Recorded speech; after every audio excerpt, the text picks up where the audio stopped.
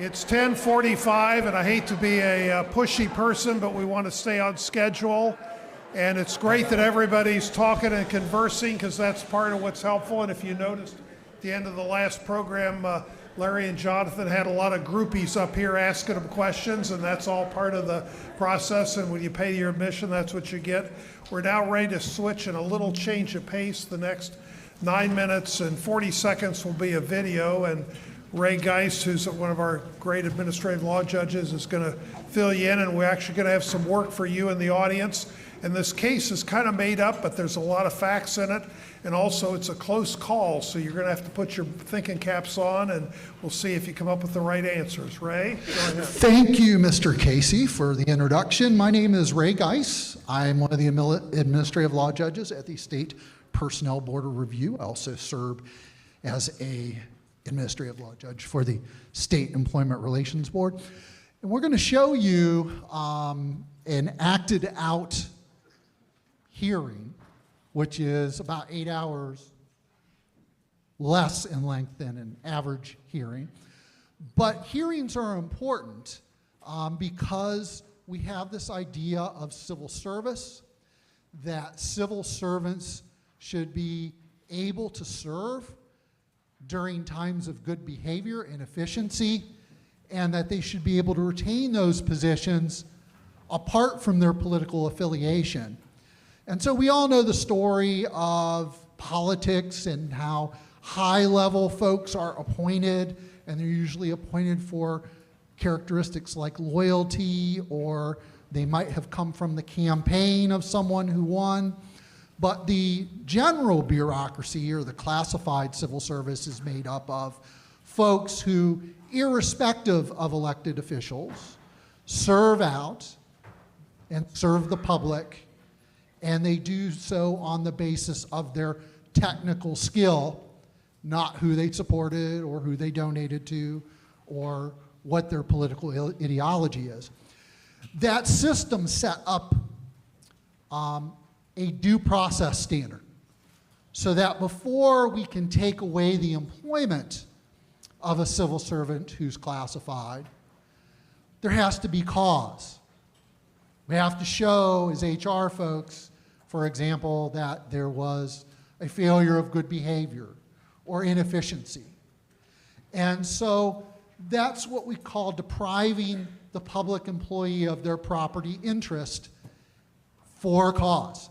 And that's what I do for a living, is I hear cases of civil servants who are disciplined and or discharged, and their employer alleges cause. So it's a safety valve. The employer carries the burden of proof. The employer comes in with their counsel, and they try to show me that the employee did something wrong, either broke the law or broke the rules, and they also try to show me that the penalty, if you will, or the punishment is appropriate under the circumstances. And then I, as an ALJ, make a recommendation, and that goes to a 3-person board that carefully weighs the facts and then finally decides what's most appropriate under the circumstances. And that's what you're going to do today. In fact, I'm going to give you a little glimpse of page 81, if you would turn to that right now before we have our video. And on page 81 it's not an exhaustive list, but this is important for all of you folks who work in management side HR and may or may not be involved in a decision to discipline. It's a good idea for you to know what I will look for to see if the appointing authority made a good decision or not.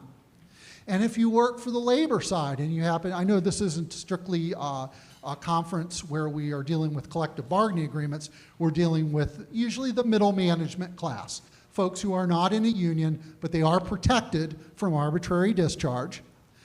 They have that due process right, that property interest in their position. Here are some of the things that I will look at, and here are some of the things that all the ALJs will look at, and you see them right on page 81.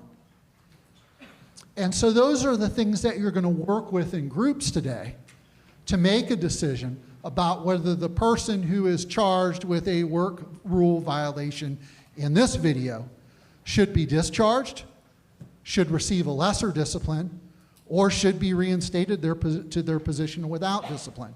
And you'll look at some of those factors in groups. So I just wanted to point that out to you now, because you're going to be working with it a little bit later. And I have a worksheet for you to make it easier so that you can do that. And what's the skill building exercise here? It teaches you how to assess a case. It teaches you when you have good cause or not good cause.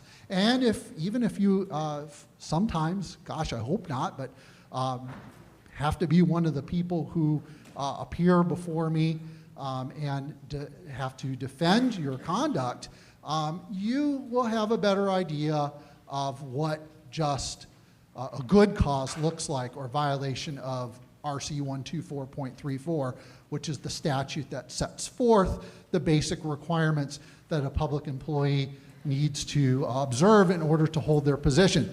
So, Mr. Justin Brown, could you help me with our video this morning? You might notice some of these actors, they're not real famous, but if you look around real hard today, you might see some.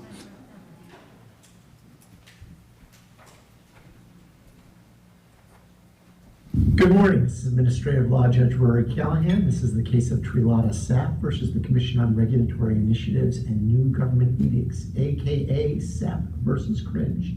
Case number 2030-REM-01-001. Will the parties and representatives please introduce themselves for this digitally recorded hearing? Yes, Your Honor. I am Carol Station, General Assistant Associate Attorney of the State. Thank you, Gas Station. Who is your designee? That would be Director Ignatius Milton Finicky, aka I am Finicky, Judge. Thank you. And for the appellant? I am representing myself, Your Honor. My name is Trilata Sapp. Please call me Tree. Thank you, Tree Sapp. This is a removal case. The appointing authority, Cringe, bears the burden of proof to demonstrate that the appellant, Ms. Sapp, violated RC 124.34 by engaging in the conduct described in the order of removal. In addition, Cringe bears the burden of demonstrating that the discipline of removal was appropriate. To save time, I'm going to dispense with opening statements. I have the order of removal in front of me now, which is found on page 1, also known as Exhibit 1 in the Book of Exhibits. Everyone, please turn to that exhibit now. Because Cringe carries the burden of proof in the removal of a classified employee who is entitled to serve in his or her position during times of efficient and good behavior, Cringe will present its case first. Since appellant is representing herself, she may testify in a narrative form, that is, tell her story conversationally without having to question herself directly. Do you understand, Ms. Tresa? Yes, Judge. Okay then, Gas Station, are you ready to call your first witness? Yes, Your Honor. I call I am Finicky to the stand. Director Finicky, do you swear or affirm that the testimony you're about to give will be the truth, the whole truth, and nothing but the truth? I do. Your witness, Gas Station. Thank you, Your Honor. Director Finicky, could you please identify the appellant? Yes, that is Tree Sapp, right over there. And how do you know Miss Sapp? Well, she worked for me for about 5 years as my program administrator until I fired her. And can you identify Exhibit 1? Yes, that is the order of removal that I had typed and signed myself. And do you have the authority to hire and terminate employees? Yes, the statute that creates Cringe imbues me with the sole authority to manage all Cringe staff as I see fit. And that's just what Governor Good appointed me to do. And did Miss Sapp have any prior discipline before you removed her? No, but she was awful. Objection, Judge. That's just his opinion with no facts. It's just bias, plain and simple. Let the record reflect that Ms. Sapp had no prior discipline. However, I'll sustain her objection otherwise because the extraneous comment made is an opinion without a foundation. Let's move on. Why did you remove Miss Sapp? We must file rules with Mom by the deadline, or they have no chance of becoming effective, that is, to carry the force of law. Director, for the record, what does MOM stand for? MOM stands for Mutual Oversight of Monetary Matters. Thank you. Please continue your questioning. Director, in your own words, please explain why Cringe files rules with Mom. Cringe examines all proposed rules to measure their regulatory burden and then sends them over to the Mom entity for a financial impact review. TreeSap didn't file the new rule on pet ownership fees to support the animal welfare fund. How do you know this? I know she sent it late because the filing came back from Mom with the dreaded untimely stamp. Would you please turn to Exhibit 2? Yes, Is that what you're talking about? yes. Okay, so why terminate a 5-year employee who missed a single deadline? Because of her misconduct, now there's no rule, no animal welfare fund, and the puppies, Judge, the puppies will suffer because of her. Did you ask Ms. Sapp why she missed the deadline? Yes. Objection, Judge. I know what I said, so why don't you get that from me? Gas station, what is your response? Well, I can see that it is hearsay, but I'm only asking the question to elicit the effect upon the hearer, which is Director Finnick. In other words, I'm trying to elicit the impact Ms. Sapp's explanation had, if any, on my client's decision to terminate her. Okay, I'll allow it. Though technically hearsay, there is an exception and there's a reliable foundation for the fact of the conversation taking place. She said it was all my fault, that she couldn't file on time because I wouldn't approve a final draft for her. Well, is that true, Director Finnick? Why, heck no. The fact is the tree sap would not incorporate my edits. As a director, I'm like the customer at Burger King. I have it my way. The rule's late because she didn't update the draft on time. It's not my fault if she didn't follow instructions. Nothing further, Your Honor. Next witness. No other witnesses, Your Honor. Okay, then let's hear from you, Teresa. Do you swear or affirm that the testimony you will give will be the truth, the whole truth, and nothing but the truth? Yes. Now tell me your story, Miss Sapp. Well, Your Honor, I tried.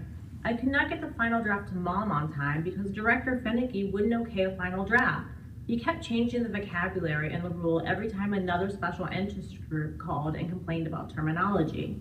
I was just about to send the draft using the term pet owner when pets, the persons for the excellent treatment of species, objected to the term pet owners in the rule.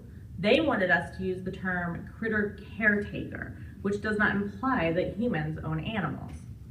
Director Finnick told me to change it, so I did. But then comments came in from Pepper, that is, People for the Equal Preservation of Property Rights. They objected to removing the term owner from the final rule because it would encourage certain groups to sue pet owners to liberate their animals from what they viewed as an archaic legal relationships of pets as property. There are even a few other more radical groups that believe no animal should ever be held in captivity. Pepper thinks that critter caretaker will destroy property rights. Pepper argues this will lead to well-cared-for animals being forced from their homes as part of a well-intentioned but harmful political pet freedom agenda. So, Director Finnick changed his mind again and told me to take out the reference to critter caretaker and replace it with something supplied by Pepper. But by the time Pepper submitted the new term, animal guardian, I only had a few minutes to submit. But the system jammed. Like, I hit submit and got the spinning wheel of death. Is that all? Yes, Your Honor. Okay, thank you. Gas station, you may cross-examine the witness. Thank you, Your Honor. Miss Sapp, isn't it true that you had 5 minutes left to change one word and electronically file the rule? Yes, but... You don't need to explain, Miss Sapp. You answered my question. Miss Sapp, isn't it true that you decided to go on break right before the filing deadline, even though you knew you were waiting for information from Pepper? Well, I just... Yes or no, Miss Sapp? It's a simple question. Well, yes. Okay, so you needed additional information and you made yourself unavailable at a most critical time. I wouldn't... Withdrawn. No further questions. Miss Sapp, do you have anything to say in rehabilitation of yourself based on your cross-examination? Yes. I didn't think the new term would arrive with only 5 minutes left. A phone call came in from my husband, Woody, and I was worried about him. He just had surgery and was recovering at our tree farm. It turned out he was okay, but by the time the call ended, the deadline passed, and the wheel of death was still spinning. All right, thank you. I'll take this matter under advisement. You can expect to see a report and recommendation from me within 30 to 45 days. I'll make findings of fact regarding what Trilatisap did or did not do based on the testimony and evidence presented. I'll also conclude whether any of her acts or omissions constitute a violation of RC 124.34, and if so, recommend whether the removal should be affirmed, disaffirmed, or modified to a lesser discipline.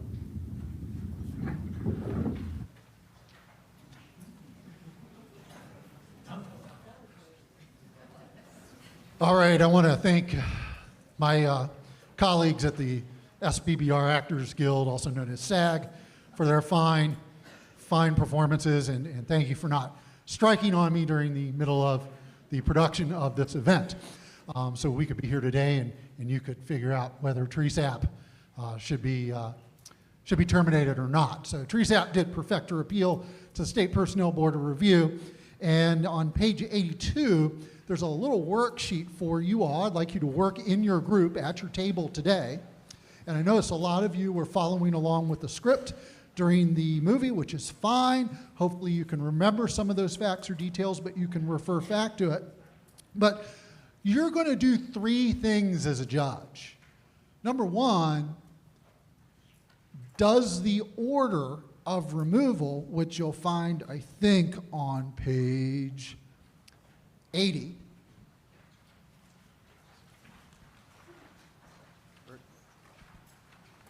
excuse me, that's 78.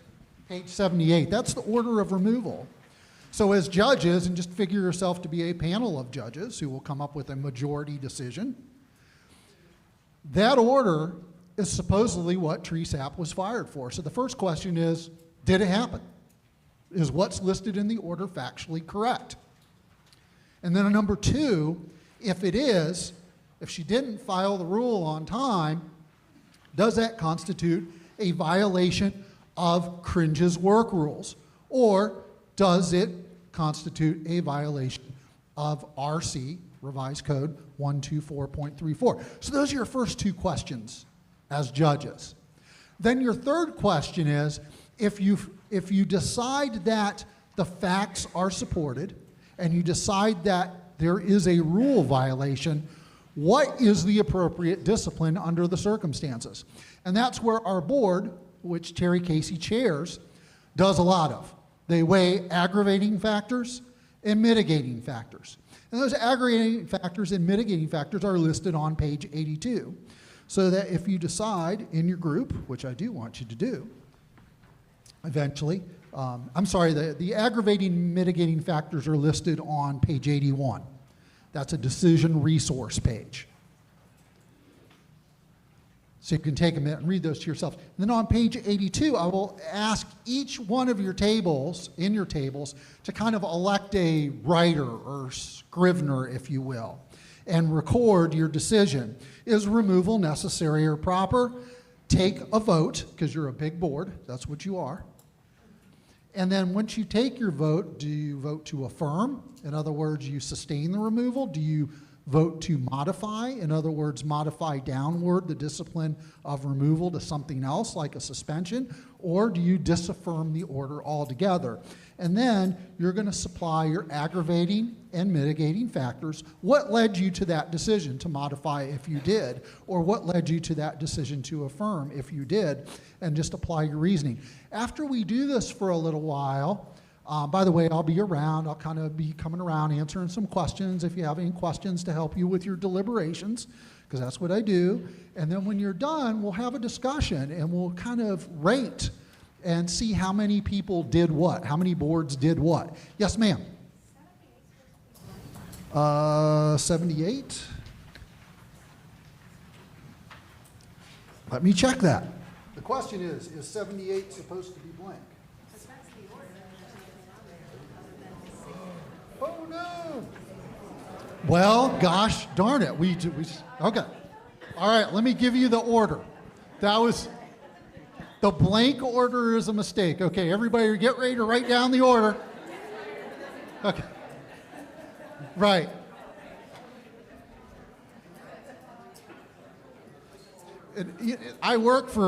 I'm finicky, so, you got to do a good job for me, people, because it's on the line for me today.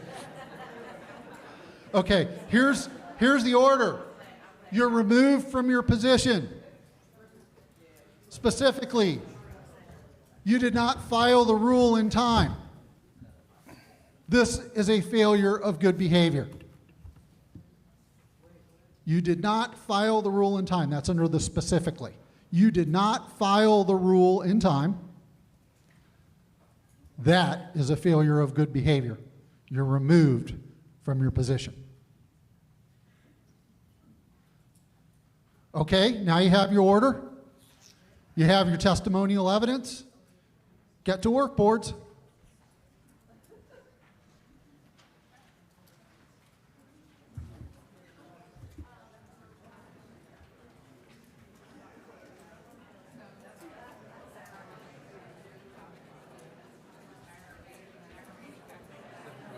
Remember, as you're working on this, at the end of the day, you need to take a vote of your members and come up with a majority decision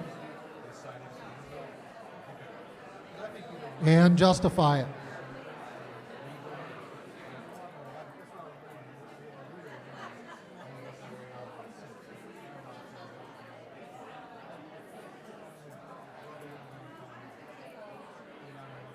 Hey, folks. I had an excellent comment from one of our audience members, and she asked, was there a pre-disciplinary hearing? And yes, there was, because pre-deprivation due process, what the appointing authority has to do in terms of procedures before issuing discipline is give the employee an opportunity at explaining their side of the story, okay? And that comes from the federal law. It doesn't come from state law, but we do enforce it, so make sure you're doing your pre-D hearings. But yes, all procedural due process, pre-deprivation procedural due process was followed here, and then there was a good order of removal. Has everybody elected a chairperson to their board, hopefully? Okay, great. So I'm gonna, if you're a chairperson, elect one quickly, raise your hand if you're the chairperson for your board. And then keep your hand up. Come on, I need more chair people. It can be the person that wrote down your decision, that's fine. Come on, I need one hand from every table. Get them up. One hand from every table. Okay, I'm starting to see more hands come up. Keep it up because people are going to get tired. All right, chair people, keep your hand up keep your hand up if you voted majority to affirm the termination. In other words, she stays fired. Okay, nobody. Okay.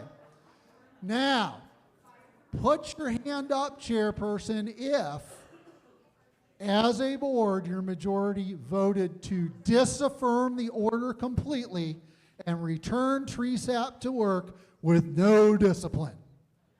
Anybody? Okay. Again, nobody. I got one. Where are you? All right. Now, we got two. All right. Now, I'm going to ask a third question here. Chairman, what was the rationale of the board? First of all, what was the vote? We voted to disaffirm and to reinstate her position because management had a responsibility to get her the information that they failed to do. The system was also down, so she could not complete her task. She has no priors, no malice. Yeah, she's... Okay, so those are the mitigating circumstances, or some of the mitigating circumstances that you could come up. Was management also at fault? Was management also inefficient? Were there factors that prevented her from doing their job? We call that synergistic cause. Sometimes we call it comparative fault. Do I have any trial lawyers out there? Personal injury, comparative fault. I will import that doctrine into, and I'll say, hey, who all is at fault here? Is the employee 100% at fault, or are they only 5% at fault? That can make a difference as a mitigating factor. Okay, so what was your vote? Did anybody, were you unanimous? Yes. So we have one unanimous group that said there's just, you viewed the mitigating circumstances to be so compelling that it don't warrant any discipline. Yes. All right, now we have one more group, I think, that voted for no discipline. Are they over here? Okay, let me hear from you. Are you the chairperson? All right, tell us what you came up with. in terms of our mitigating factors, we listed all of the same from that table, in addition to tenure, 5 years. Maybe 5 years ago, we might not have thought that, but in this workforce, I believe 5 years is a significant contribution to one employee. And the only aggravating factor was the harm potentially to the puppies. Was your board unanimous in its decision? Okay, okay, raise your hand, Chairman, if your board was not unanimous in its decision. So in other words, so we have one. Okay, well, split's great. Sometimes that really happens in real life. Now, there's 3 people on the real personnel board of review, and they don't always agree. In fact, we do have 2-1 splits from time to time. Sometimes cases are easier, and they have a general consensus, but we do have 2-1s, and they're out there. Helen, who does regularly somewhat appear before me, is a counsel mostly for plaintiffs. Yes, that's representing appellants on the board. What did your group come up with and why? Okay, we were split 4-4, that 4 thought no discipline at all, and 4 thought the least amount of discipline. With the reasoning for, maybe I can talk about least amount if you wanted to talk about the other, but the reason we thought that some discipline should be imposed is because the fact is, whatever the reason, it wasn't filed on time. There's some things we don't know. Did she go to the manager at 4 o'clock or whenever and say, hey, I haven't got the information I need it yet? It sounds like he didn't know that it wasn't filed on time until he got the untimely stamp to me, which is also his responsibility. He didn't ask, hey, we've only got 30 minutes. All in all, 4 of us thought that she should get some form of discipline, but whatever the mildest form is, counseling, I believe. And then the other 4 thought that she should get no discipline. Okay, thank you for that. So the lowest form of discipline that SPBR recognizes is a written reprimand. And certainly SPBR can reduce a discipline, that is, modify it to it. And one of the things this is interesting, the board was split 50-50. It looks like they also employed a mitigating circumstance of management also at fault, but they, at least half the board didn't think it fully excused the conduct of tree sap. So you were deadlocked. In real life, we'd give you one more person, so that there would have to be, and you can't abstain. So in real life, if I would have known that, it would have made you an odd number. But I think it's important to see how, weighing aggravating and mitigating circumstances is somewhat subjective.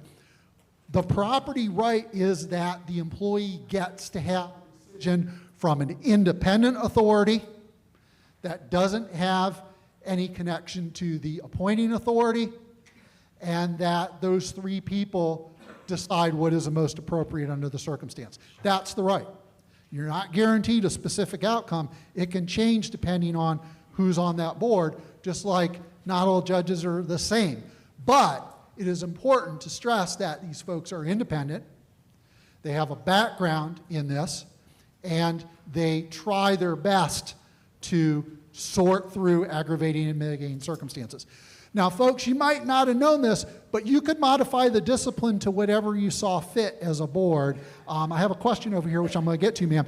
Raise your hands, Chairman, if your board imposed a suspension of any length. Raise your hand. Okay, I see a couple. Okay, what was your suspension? What was the length? Okay, but you are going to do a suspension. Anybody do a suspension of less than 5 days? Okay, anybody do a suspension of more than 5 days? Okay, what's interesting is this board really, I look at your work rules to see how you discipline people. We are allowed to defer to that, so if you don't have a 30-day suspension on your continuum, your discipline grid, I personally as an ALJ don't like to hand out 50-day suspensions. If 10 is your biggest one, and that's the last step, and I think you belong at the last step, I'll recommend 10, but the board can do whatever it wants. Okay? It does not have to defer to your grid. So believe it or not, some places used to hand out 30-day suspensions. This was years ago. I worked at a great big state agency. It was not unusual to get 35-day suspensions. I've also known some police departments that have done that over the years back in the day. The state of Ohio typically does 1 to 5 and then termination. The counties and the counties are all over the place. It just depends. But that is part of management rights. trying to come up with a system of rules of conduct for employees. Okay, well, let me hear from somebody who modified. I think way over here we had a group that modified, and somebody put their hand up, their chairperson, and they said they gave them a suspension. I think that was this table right here. Nope, you didn't do a suspension? This table right here. Sir, are you the spokesperson for your group, your chairman? Okay, tell us what you came up with and why. We came up with a 3-day unpaid suspension due to the level of harm or risk, the agency lost funding, and the egregiousness of the offense were our aggravating factors, although we did not terminate due to the mitigating factors of tenure, management at fault, and no prior similar discipline. Is it fair to say that you engaged in some balancing then? Okay, and so you felt that certain factors were mitigating enough to lessen the discipline. Okay, now let's just vote as individuals for a second. Pretend you're not the board. Just an interesting show of hands. And again, there is no wrong answer if you can back it up.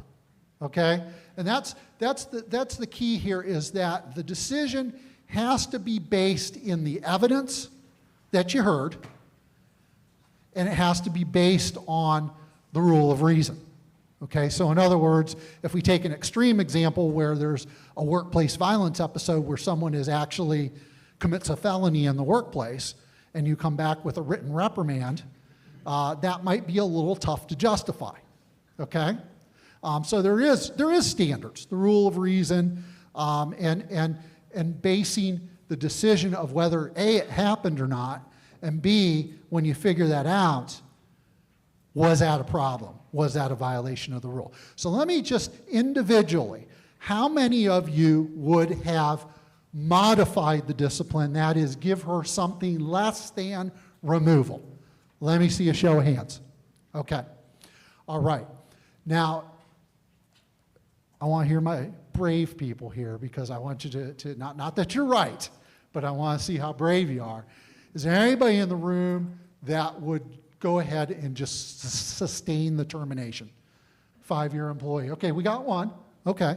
And can I ask you to be extra brave and tell me what your reason is for that? I think she lied in her testimony and therefore didn't have a mitigating reason for not doing it on time. Tell me why you think she lied. She said that she was waiting for that final change back from the one group, but the document that she filed didn't have that change in it. And I don't think that she started the filing process before she got the call from her husband. Okay, that's very interesting. And you kind of took a deep dive into the facts there, which is wonderful, since we're asking you to do this in like about 15 minutes. In real life, you get many more days to go through the testimony, and which we do. We take a long time. We review the record to make sure we have a good understanding of it, an excellent understanding of it, as a matter of fact. I have a question over here. Case, I don't believe she was accused of dishonesty, right? What she was, the accusation was just that she didn't do it on time. So would the board, SPPR, not consider dishonesty in that way because she wasn't accused of it? That's a fantastic question. And so the question is, she wasn't accused of dishonesty. So why should that go into it? Now, as a judge, you can consider credibility of a witness as an aggravating or mitigating factor. So you are not wrong for importing that into your analysis. However, sir, you are also right in that it could affect how the discipline is modified because the order doesn't encompass dishonesty. Now, when I was a labor relations manager, and before that, I was a union president of a teachers local. So I had a lot of experience, discipline on both sides, not personally, but representing people.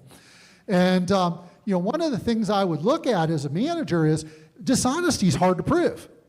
So a lot of times I wouldn't even put it in the order if I had other facts that showed me that they were a neglect of duty or a failure of good behavior. Now, to get back to answer your question, let's just say that the order said that you failed to follow Rule 1.0. And Rule 1.0 said, don't be late with deadlines more than one time per month.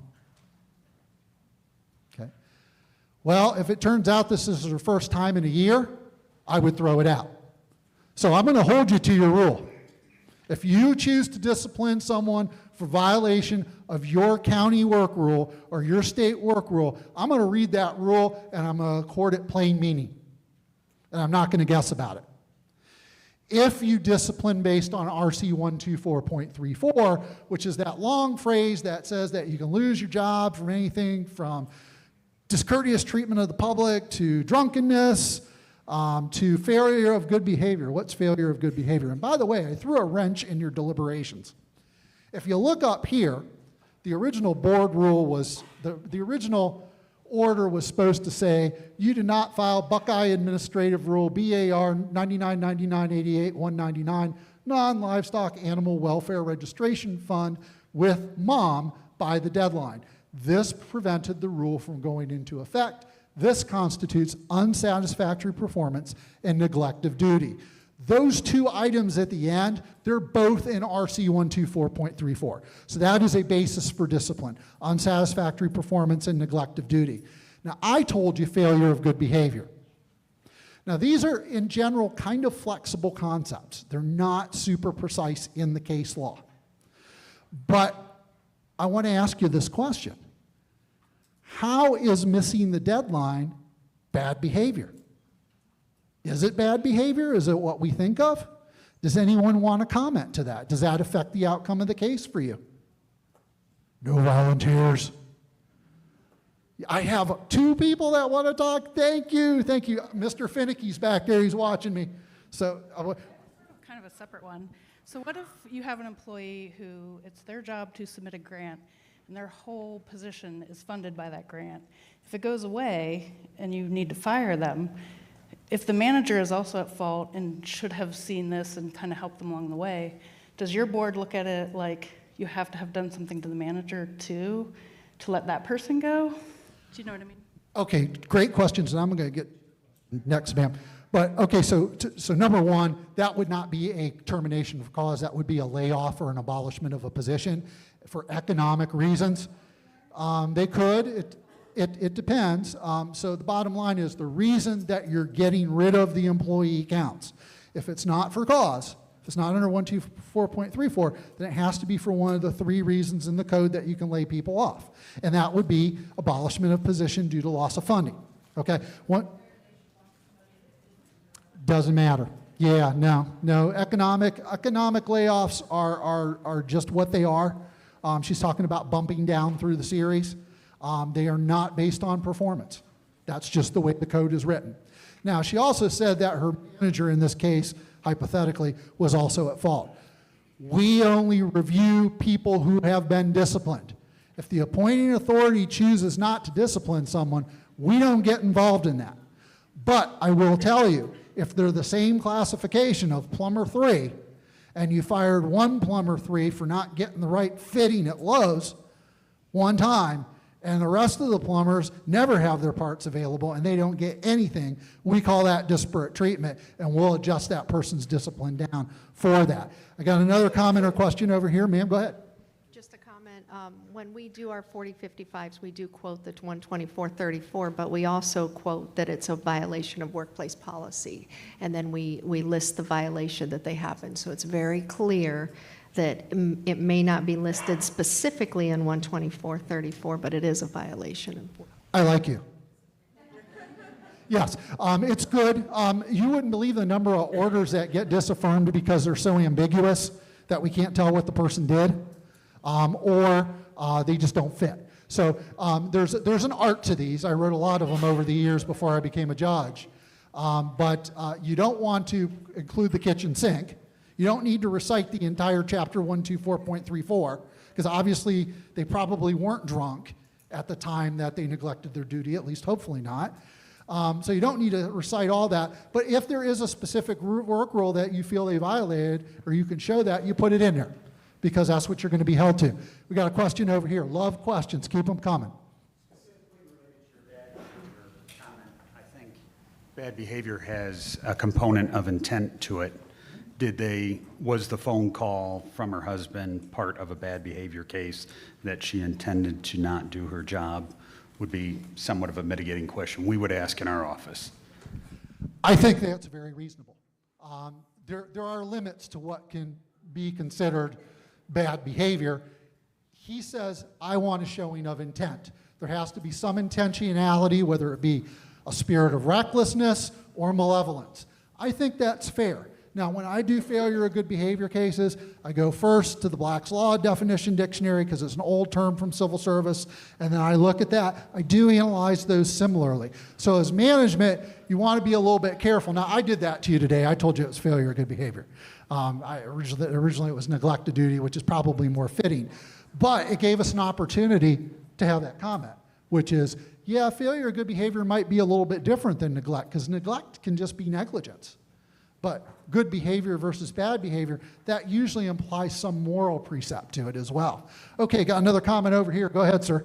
When considering mitigating and aggravating circumstances, how much is it weighed in on if management doesn't check back in on the employee to complete the task that has been given? Because that's a great question. It's been made multiple times that, well, the manager didn't check back in, but it's not their responsibility to a point to check back in. The employee clearly knew the deadline, clearly knew the task that needed to be completed, and failed it. So should that be considered as a mitigating and aggravating circumstance? That's a great question. Here, at the extremes, the question is easy to answer. You don't have to babysit employees, okay? What you need to show neglect of duty is a clearly articulated rule that is published or otherwise known to the employee, and proof that the employee fell below that standard, okay? But where you get into management also at fault analysis is, did the management do things that made it impracticable or impossible for the employee to do their job? And to the extent that that happens, let's say I am finicky, locked the doors to the office and wouldn't let her in to complete it. Obviously, that would fully absolve her in that case. So I can answer your question very easily in extremes. What makes it hard is usually you have that synergistic effect, where lots of people made lots of mistakes. But you can't just have a system where nobody gets held accountable because there's more than one person at fault. You have to have a system that says everybody is proportionally accountable for doing their duties and doing them well. Okay, great question. We are just about out of time. I have room for one more question if somebody would like to be that person that holds up lunch. And I have one if it's really quick. I wanted to know if the appellant has a right to cross-examination. Yes, you do. In fact, about half of my appellants, who would be kind of the person that is saying, no, don't fire me, they were wrong, the management was wrong. Yes, they can be their own lawyer, and half the time they are. The other half of the time, they hire someone like Helen to represent them. Unfortunately, she can't work for free, or they might hire Miss Wright over here. She can't work for free either, but when they come, they do a pretty good job. And if you haven't been to law school and you're in that predicament, if you can afford it, hire one, okay? All right. You've been a wonderful audience. Thank you so much. It's lunchtime. Thank you, Ray. You did a great impression of Oprah as you worked the room. You've worked hard for lunch. I might mention from the board standpoint, as a real board member, we fortunately didn't have this case, but we did have a case a number of years back where we wished we had the authority under the state law to fire the supervisor who hired and did a bad job training the employee to know how to do things correctly, but we don't have that power, and maybe that's good for some people. So you've earned lunch. We'll be back to start promptly at 12:45. Enjoy. Thank you.